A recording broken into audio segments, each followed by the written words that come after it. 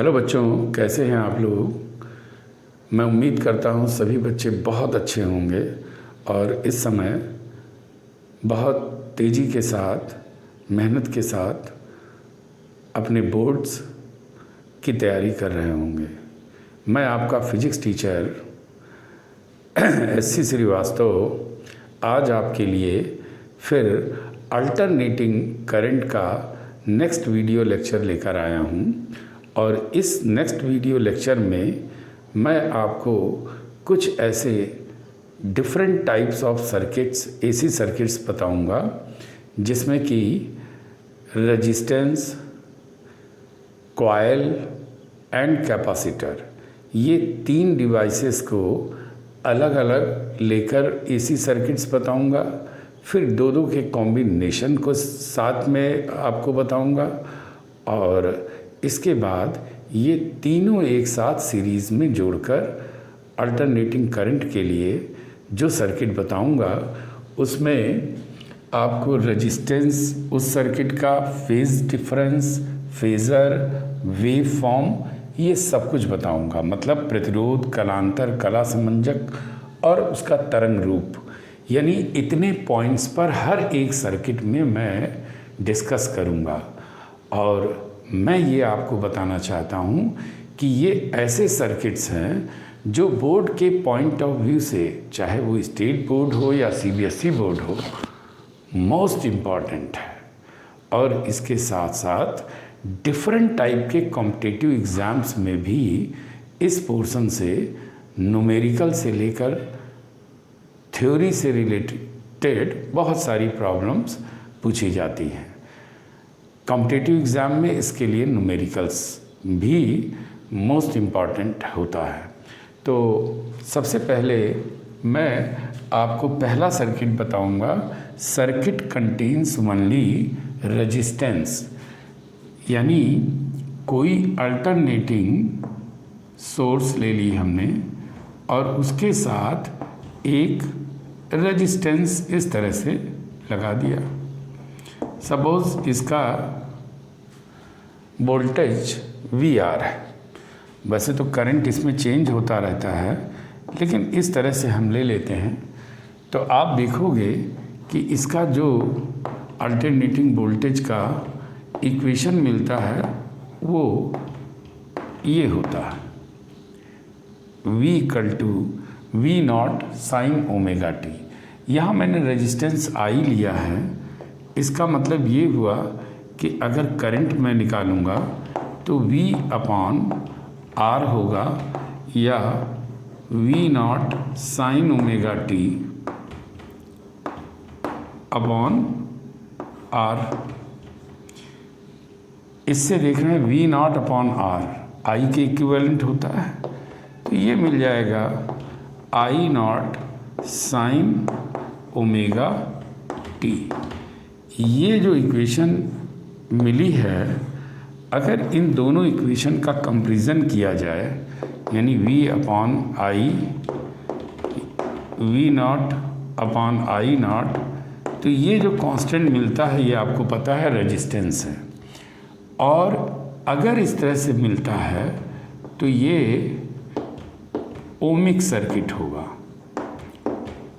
वैसे तो मैंने आपको स्टार्टिंग में ही बता दिया कि if I=V/R it means ohmic circuit. और जब ओमिक सर्किट होगा तो आप देख रहे हैं इसका फेज़ ये है ओमेगा t, इसका भी ओमेगा t है। इसका मतलब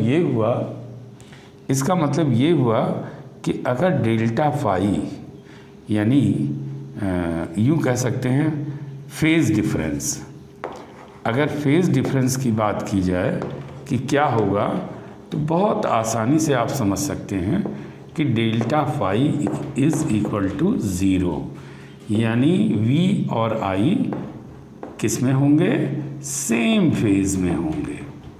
और सेम फेज़ का मतलब ये हुआ कि जब V मैक्सिमम तो I मैक्सिमम, V मिनिमम तो I मिनिमम।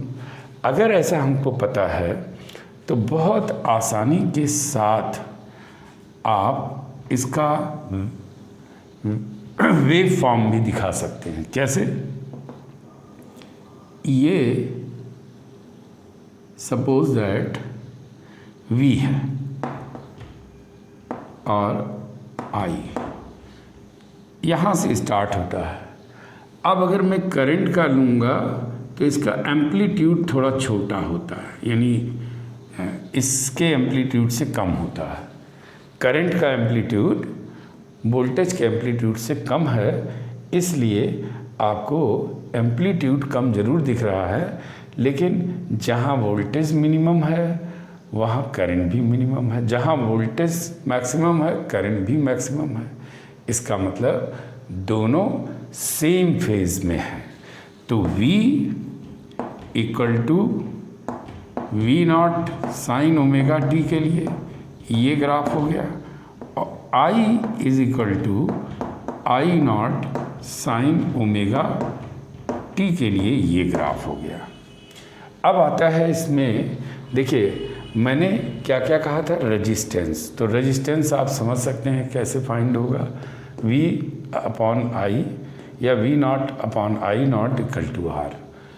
दूसरे में मैंने कहा फेज डिफरेंस क्या होना चाहिए, तो आपको समझ में आ गया होगा, ये होगा। अब आता है, और वेव फॉर्म भी मैंने आपको बता दिया। अब फेज़र डायग्राम कैसे निकालेंगे, तो देखिए फेज़र डायग्राम के लिए आपको बहुत सिंपल ढंग से ये समझना होगा, क्या कि ये V है या I मान लीजिए, और एक यहाँ से इस तरह से लाइन जो ड्रॉ करेंगे सीधी, इसमें ये वैल्यू V नॉट की इक्वल होती है, और ये अगर ले लें I नॉट, ये I नॉट, तो आप देख रहे हैं कि दोनों V और I को मैंने एक ही डायरेक्शन में लिया है। क्यों लिया है? Because V not and I not in a same phase. तो जब सेम फेज में होंगे तो दोनों को इस तरह से दिखाएंगे। केवल डिफरेंस क्या है कि यहाँ पर V नॉट की वैल्यू बड़ी है, I नॉट की छोटी है, यानी एम्पलीट्यूड I का छोटा होता है। इससे जो मैंने V को इस क्वाड्रेंट में दिखाया है, सारे ग्राफ में मैं V को यहीं पर कांस्टेंट रखूँगा, और I में जो जो वेरिएशन होगा उस वेरिएशन को दिखाऊंगा। यही कहलाता है फेज़र डायग्राम। तो आपने देखा कि किस तरीके से हम लोग phasor diagram, wave form, phase difference या रेजिस्टेंस फाइंड कर सकते हैं। अब जैसे एग्जाम्पल के लिए एक मैं प्रॉब्लम लेता हूँ। कह दिया जाए कि equation equal to alternating voltage 20 sine 100t है। ये एक इक्वेशन है अल्टरनेटिंग वोल्टेज का।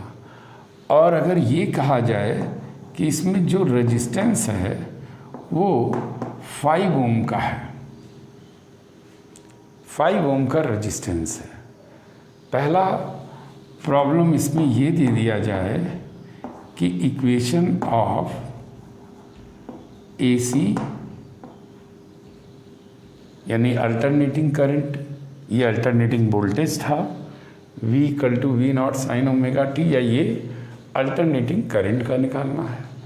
सेकेंड नंबर पे ये दे दिया जाए कि average value of I not for full cycle and half cycle, यानी प्रत्यावर्ती धारा का अर्ध चक्र में और पूरे चक्र में IM क्या होगा, औसत मान क्या होगा, एवरेज वैल्यू क्या होगी। थर्ड नंबर ये दे दिया जाए कि IRMS क्या होगा, IRMS क्या होगा। तो देखो ये सारी वैल्यूज़ बड़े आसानी से आप सॉल्व कर सकते हैं। कैसे? आपको पता है I इक्वल टू होता है V अपॉन R, यानी V की वैल्यू तो हमें पता है 20 साइन 100t अपॉन R की वैल्यू भी पता है 5 ओम, ये ले लीजिए। तो देखिए इक्वेशन ऑफ अल्टरनेटिंग करंट बहुत आसानी से पता हो गया। 4 साइन 100t, ये आ गया इक्वेशन ऑफ अल्टरनेटिंग करंट। अब आप देखिए यहाँ अगर आई एम निकालना है तो ये value I equal to I not है साइन 100t ओमेगा टी, मतलब यहाँ ले लीजिए। तो आई नॉट की वैल्यू 4 है, इसका मतलब I M of whole cycle के लिए लेंगे, होल साइकिल के लिए तो ये तो 0 ही होता है, लेकिन हाफ साइकिल के लिए जब लेंगे आप तो प्लस माइनस 0.637 आई नॉट हो जाएगा, यानी प्लस माइनस 0.637 आई नॉट है हमारा 4। तो इसको मल्टीप्लाई कर दीजिए, जो आंसर होगा that will be average value of half cycle. इस तरह से अगर आप IRMS फाइंड करेंगे तो आई नॉट अपॉन √2 होता है, और आप जानते हैं I की वैल्यू 4 है, तो 4 अपॉन √2, ये ऐसे थोड़ा सिंपल कर सकते हैं तो ये आ जाएगा 2√2 एम्पियर। IRMS बहुत आसानी से निकाल सकते हैं। अगर कहा जाए इस अल्टरनेटिंग वोल्टेज का फ्रीक्वेंसी क्या होगा, तो आपने देखा कि 100t ये ओमेगा टी है, तो कंपेयर करेंगे तो ओमेगा इक्वल टू आ जाएगा 100t, और 100 में इसको 2 पाई f कर लीजिए, सॉरी 2 पाई f, तो ये 100 यानी f इक्वल टू 100 अपॉन 2 पाई। आप इसे सॉल्व कर लीजिए, पर सेकेंड में इसकी वैल्यू आ जाएगी या हर्ट्ज में आ जाएगी।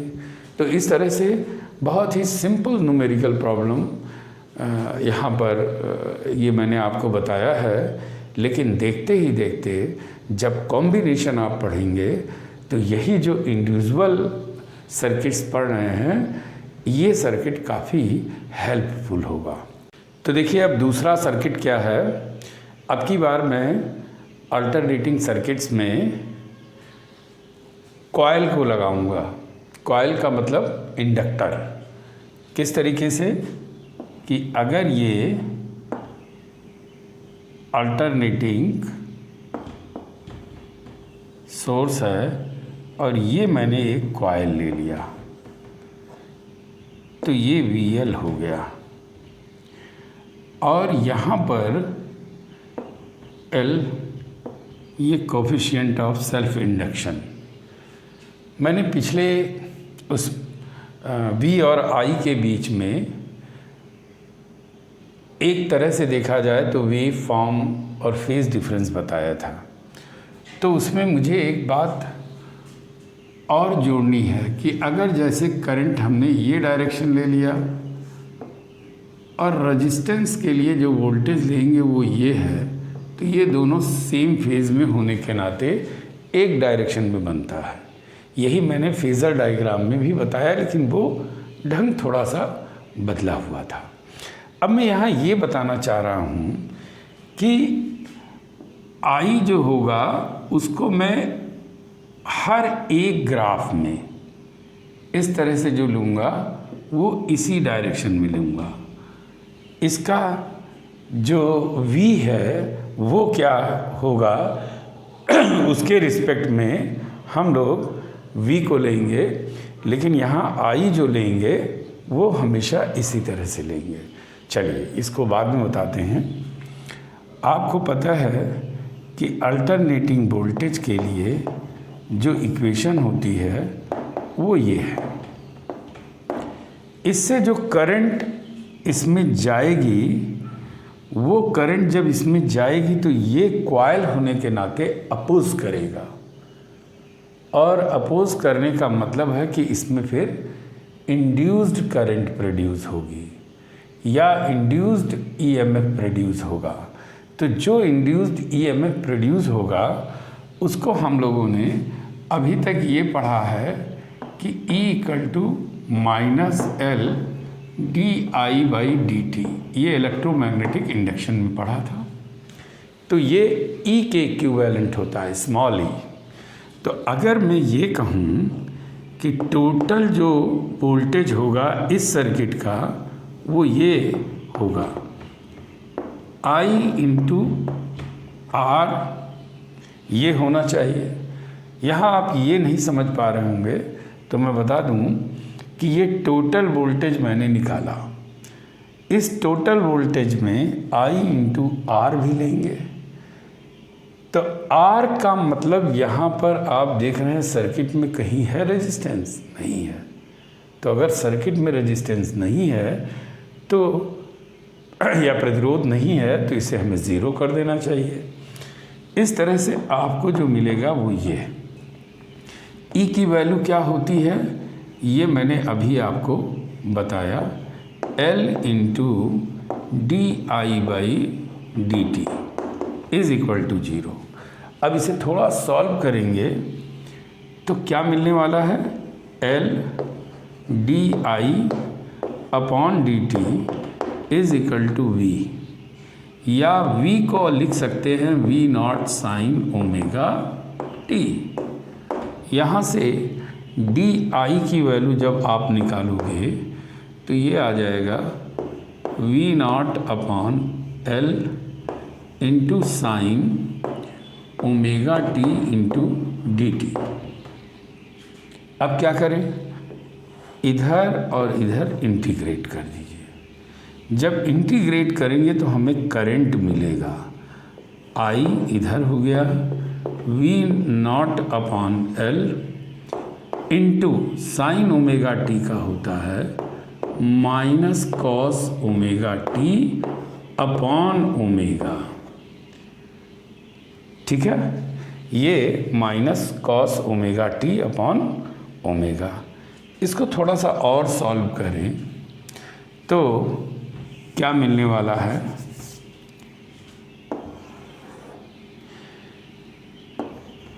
I =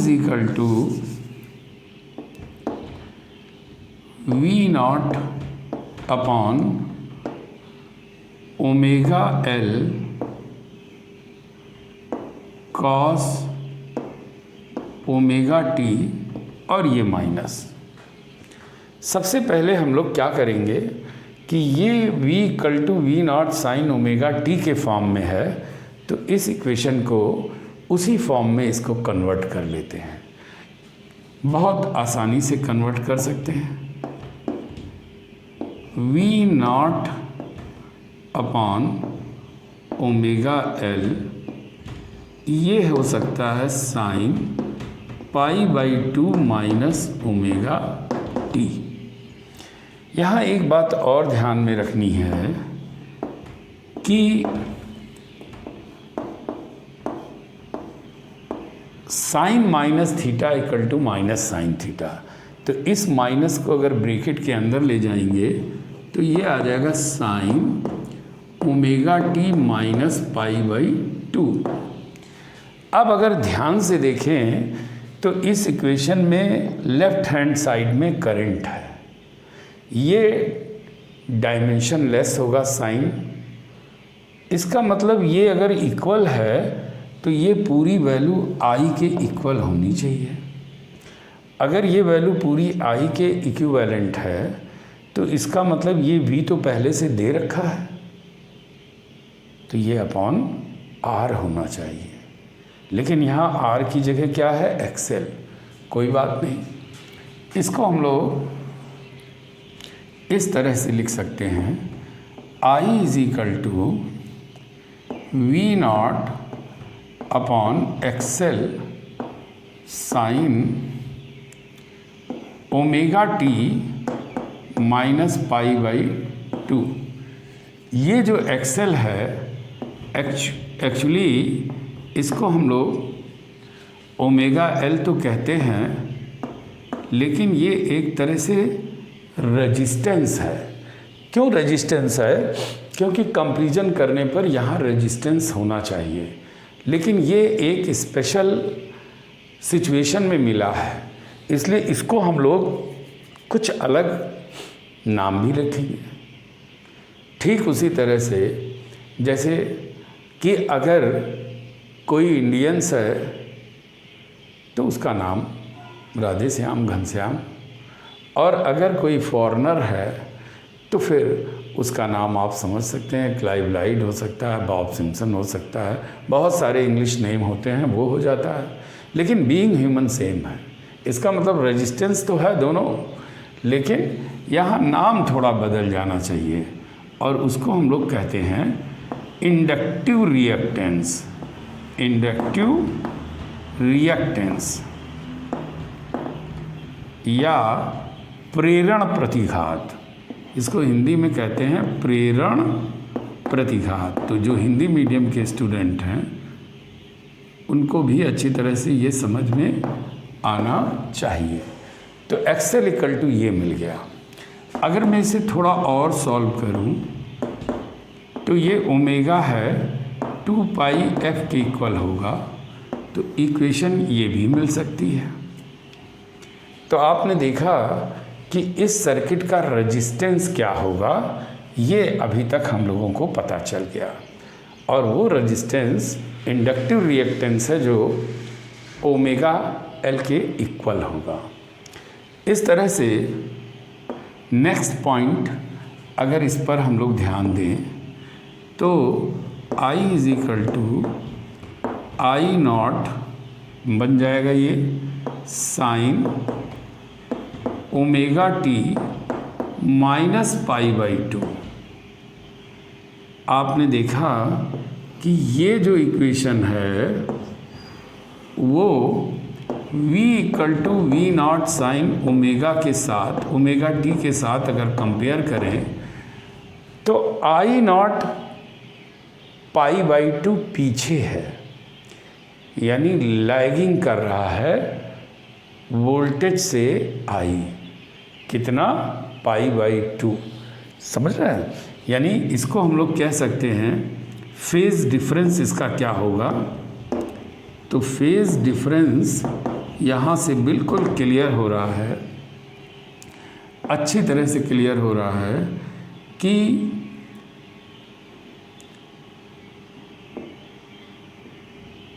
वोल्टेज, ऐसे भी लिख सकते हैं, voltage leads to current by π/2 या 90। वोल्टेज लीड्स कर रहा है करंट को कितना? π/2, या current lags to voltage by π/2। तो इस तरह से आपको फेज़ डिफरेंस भी पता चल गया। क्या होगा phase difference? Delta phi is equal to π/2। अब अगर आपको ये मिला है तो इसकी हेल्प से आप बहुत आसानी से इसका वेव फॉर्म भी फाइंड कर सकते हो और फेज़ डायग्राम भी फाइंड कर सकते हो। तो सबसे पहले मैं फेज़ डायग्राम बताऊंगा। मैंने आपको बताया था अभी कि वोल्टेज को हमेशा इस तरह से पहले क्वाड्रेंट में लेते हैं और ये है V0। लेकिन आप देख रहे हैं करंट 90 डिग्री इसके पीछे है। तो अगर करंट पीछे है तो इसका मतलब इसको हमें इस तरह से 90 डिग्री पे लेना है और पीछे यानी इस नेगेटिव क्वाड्रेंट में शो करना है। तो वोल्टेज पहले भी ऐसे लिया था हमने, करंट 90 डिग्री वेरी कर गई और वो भी वोल्टेज से पीछे है। तो ये इसका कहलाता है फेज़र डायग्राम। ये आपका फेज़र डायग्राम हो गया। अगर मैं आपसे कहूँ कि वेव फॉर्म क्या होगा, तो बहुत आसानी से वेव फॉर्म भी बना सकते हैं। देखिए,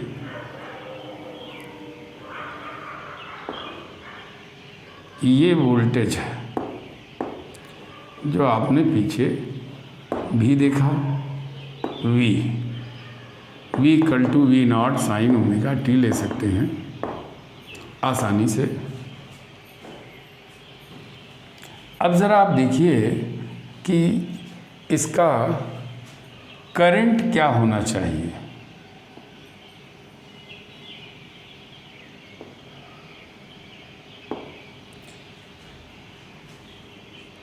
करंट कुछ इस तरह से जाना चाहिए।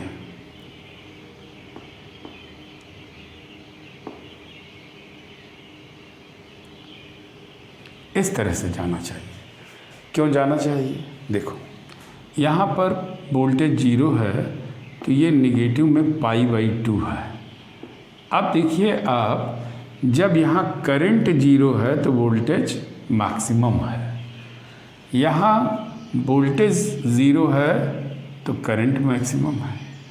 इसका मतलब ये हुआ कि इन दोनों के बीच में फेज़ डिफरेंस π/2 का होगा और करंट लैग कर रहा है, पीछे है कितना, 90 डिग्री। तो ये जो आपको मिलेगा ये I होगा, I equal to I0 sine omega t। Okay, तो मुझे लगता है कि इसमें मैंने आपको रेजिस्टेंस, जिसे एक्सेल यानी इंडक्टिव रिएक्टेंस कहते हैं, ये मैंने बता दिया। फेज डिफरेंस आपने देखा π/2, voltage leads to current by π/2। Phasor diagram उधर आप देख रहे हैं, ये है, और वेव फॉर्म इसका ये है। अब देखिए, जैसे V इक्वल टू ये मिला और I इक्वल टू आपको I0 sine omega t minus π/2 मिलता है। इन दोनों में एक डायग्राम मैं अपने अलग तरीके से बनाना चाहूँगा, जो मैंने अभी बताया रेजिस्टेंस और करंट के बीच कैसा होना चाहिए। तो करंट को मैंने ये ले लिया। अगर देखा जाए तो वोल्टेज 90 डिग्री आगे है या करंट से वोल्टेज 90 डिग्री आगे है या करंट 90 डिग्री पीछे है। तो अगर वोल्टेज आगे है तो इसको ऊपर की ओर इस तरह से भी आप दिखा सकते हैं। ये मैंने इसलिए आपको बताया कि इसकी हेल्प से आगे जब मैं और कई सारे सर्किट्स बताऊंगा तो ये छोटे पॉइंट्स आपके लिए बहुत हेल्पफुल होंगे। तो VL और I में VL साफ दिख रहा है, 90 डिग्री VL लीड कर रहा है। चलिए एक एग्ज़ाम्पल लेता हूँ। एग्ज़ाम्पल ये है कि V इक्वल टू इक्वेशन दी है 20 साइन 100t माइनस π/3। ये इक्वेशन है अल्टरनेटिंग सोर्स का के वोल्टेज का, और कह रहा है कि L की वैल्यू 0.1 हेनरी है, यानी एक कॉइल लगा हुआ है जिसका कोफिशिएंट ऑफ सेल्फ इंडक्शन ये दे रखा है। क्वेश्चन ये है सबसे पहला कि इक्वेशन ऑफ अल्टरनेटिंग करंट क्या होगा। सेकंड है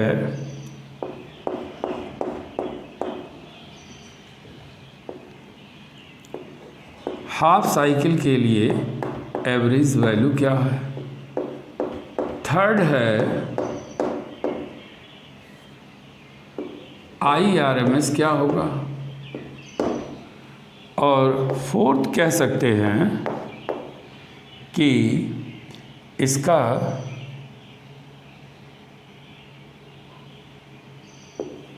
फ्रीक्वेंसी F क्या होगा।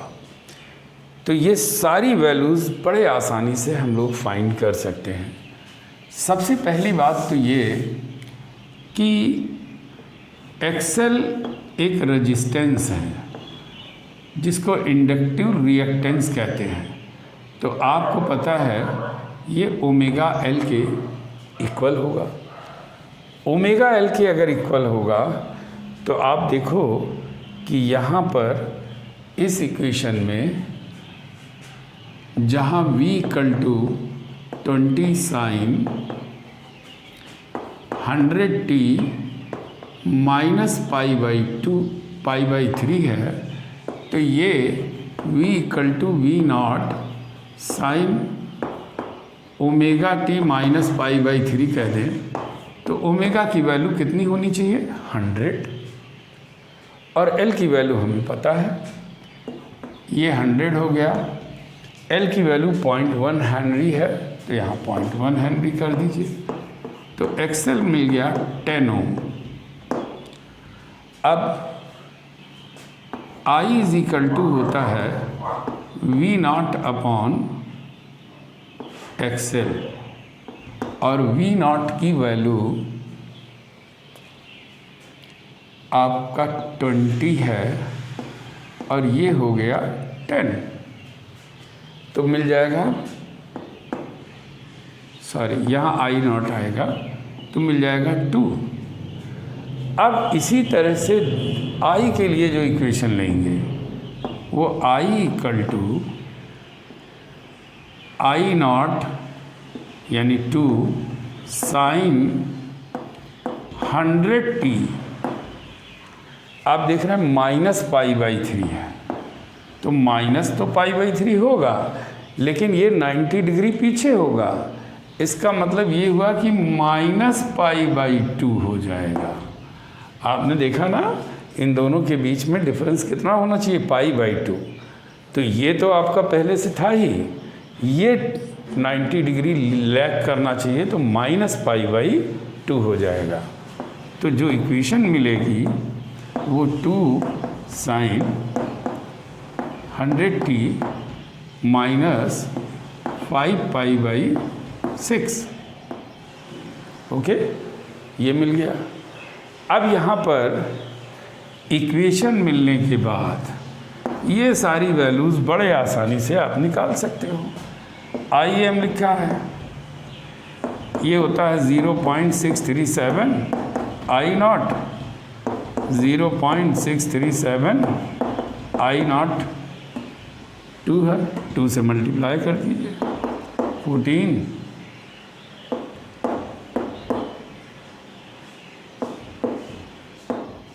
कितने एम्पियर आ गया। IRMS है I0 upon √2, I0 upon √2, I0 की वैल्यू कितनी है 2 अपॉन √2। आसानी के साथ ये लिख सकते हैं √2, तो बहुत आसानी से ये निकाल सकते हैं। और ये फ्रीक्वेंसी जो दे रखी है तो omega equal to 2 pi f होता है, f equal to omega not upon 2 pi, यानी 100 अपॉन 2 पाई। तो इस तरह से 100 अपॉन 2 पाई से फ्रीक्वेंसी निकल आएगी। तो आपने देखा कि इसके ऊपर बहुत सिंपल प्रॉब्लम तब हो जाती है जब आपको कॉन्सेप्ट क्लियर हो। तो ऐसे ही मैं आगे हर एक सर्किट पे आपको सर्किट तो क्लियर करूँगा ही, यानी उसमें रेजिस्टेंस बताऊँगा, फेज डायग्राम बताऊँगा, वेव फॉर्म बताऊँगा, सब कुछ उसमें बताऊँगा, और उसके साथ साथ उसमें न्यूमेरिकल प्रॉब्लम भी आपको बताएंगे, तो हर एक सर्किट में। इसलिए अगला वीडियो लेक्चर भी हमारा बहुत ही इम्पॉर्टेंट बोर्ड्स के पॉइंट ऑफ व्यू से भी है, और CBSE बोर्ड्स के पॉइंट ऑफ व्यू से भी है, और कॉम्पिटिटिव लेवल से भी है। तो अगर आपको ये मेरा वीडियो लेक्चर पसंद आया हो, अच्छा लगा हो, तो आप इसे लाइक करें और ढेर सारे लोगों को शेयर करें। Thank you.